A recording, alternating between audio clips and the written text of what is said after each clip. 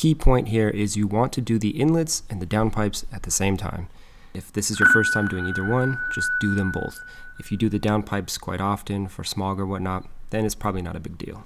First things first, you're going to want to remove the cowl, the cabin filter, and then you're going to go under the car and remove the under panel, which is 15 to 20 screws depending on your car.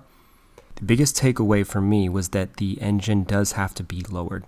If you lower it enough, you can actually pull the inlet with extreme effort to get it out without cutting it, but I still don't recommend doing that. Yes, some cars have bigger firewall gaps than others, and you can do it without lowering the engine.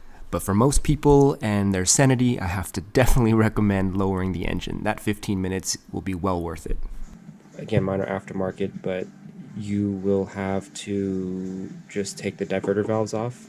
Then you will have to remove the air box on that, which goes into here. You do need to remove your engine cover because you need to stick your hand behind there to undo the T30 Torx bolts on the rear inlet. I'm going to remove this line here first. So I'm just going to clip in.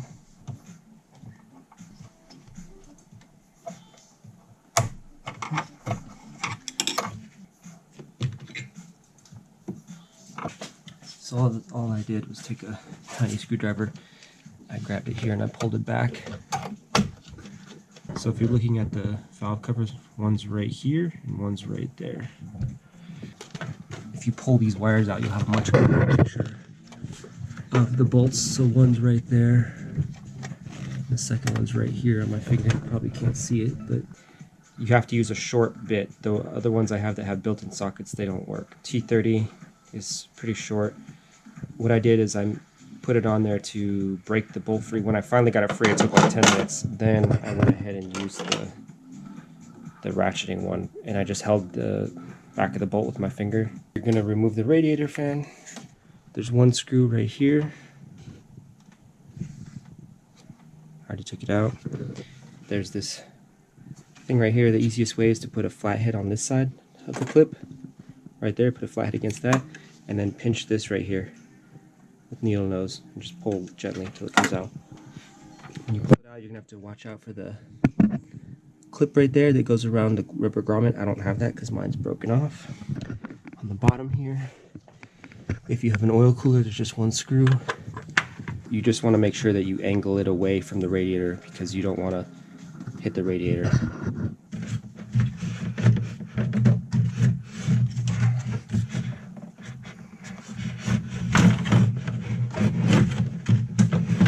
I had to take out my charge pipe, which will be different than yours, but basically the most important thing is, I think this is one of the T-map sensors or whatever, this sensor right here.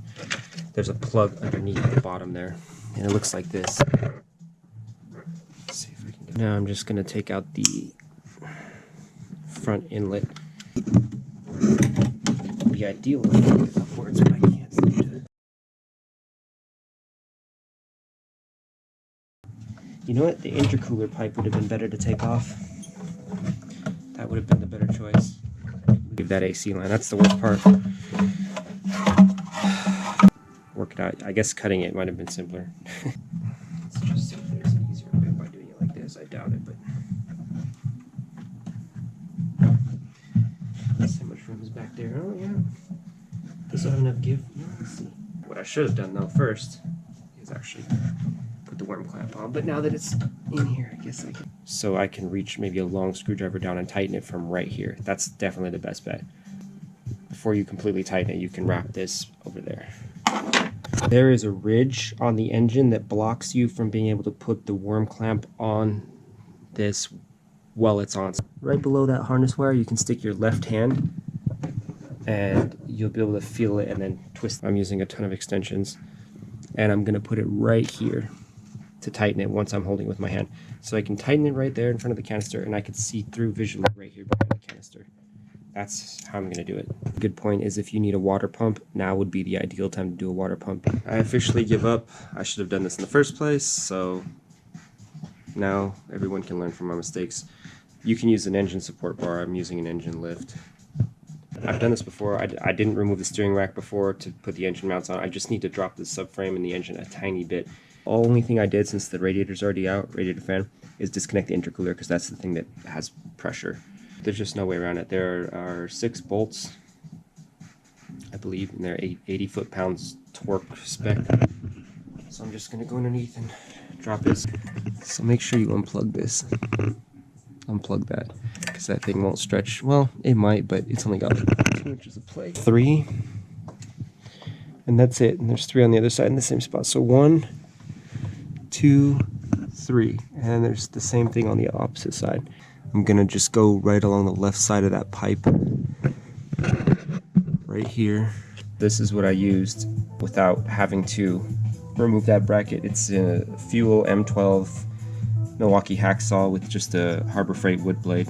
Should hopefully get it. If not,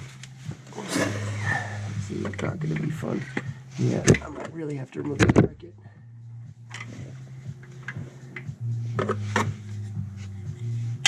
Make sure you wear safety goggles. I'm trying to see where that line goes, but the line is metal, and actually it's going right behind there.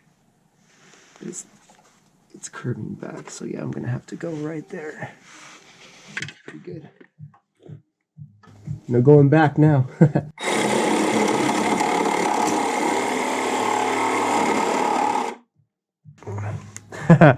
Yeah, all over the camera. It's like a first-person zombie. That was funny. So it took me 30 seconds of cutting. My sawzall got right in there.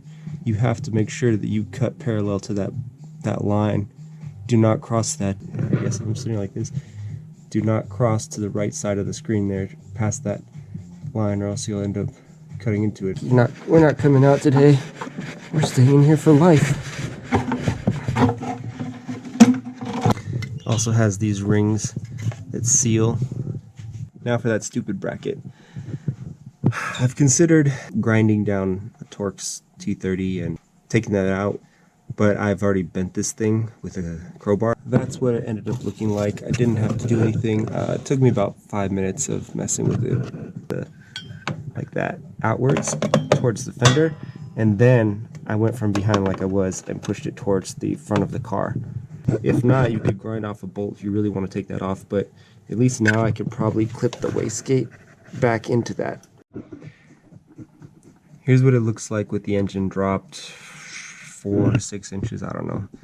And there's still not enough room. Another mistake I made is putting that, I knew I shouldn't have, but I forgot to put the worm clamp below on the turbine, close to the turbo. Don't put it on the pipe.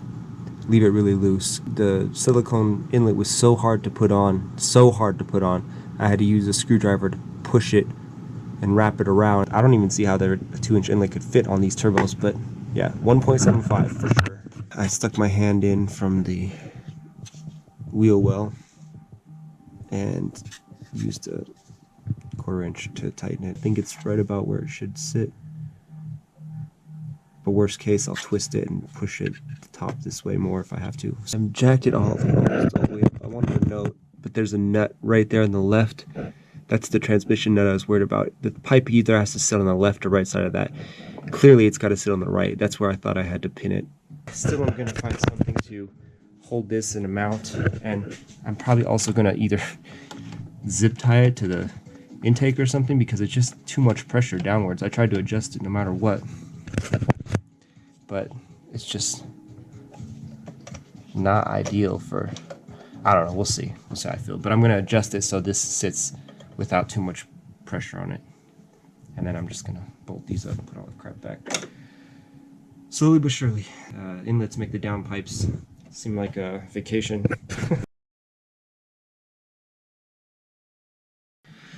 The radiator fan should be bolted to the radiator, and I'm going to screw it in right to that plate right there. I was going to use a zip tie, but zip ties get brittle and break, so I'm going to use a worm clamp.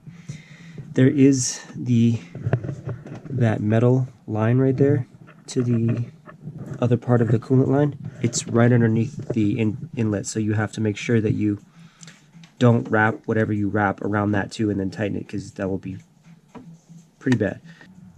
You can just follow it over, and what I did is I followed it over into the radiator fan, and now you can see it right there. Now I'm just going to use some needle nose pliers and grab it up and wrap it around. That was by far the easiest method because there's no access from the bottom, there's really no access from the top. So just start to the right of the pulleys a little bit and then make sure you miss that metal line. Right here is the final product. Let's see if I can get a better view. You just want to tighten. It's already super snug and there's still a little bit of slack. I don't think it shows, but I don't want to put too much tension on that plastic bar on the radiator because it's old and brittle. I situated it that, so if it slides toward the radiator, and I put it towards the edge, the outer edge facing of the radiator because the blades taper outwards towards the edges, so there's a lot more space in case that nub does slide. Also, it's right in the middle of that pulley pretty much, so it's nowhere near the belt line. And the excess, you can cut it, but mine's pretty close to perfect. So I'm going to leave it, and it is so solid, it's not going anywhere. If this video helped you out, hit that subscribe button. I very much appreciate everyone's support. If you have any questions, I am more than happy to answer them. Leave them in the comments, and if you have a request, also leave that in the comments.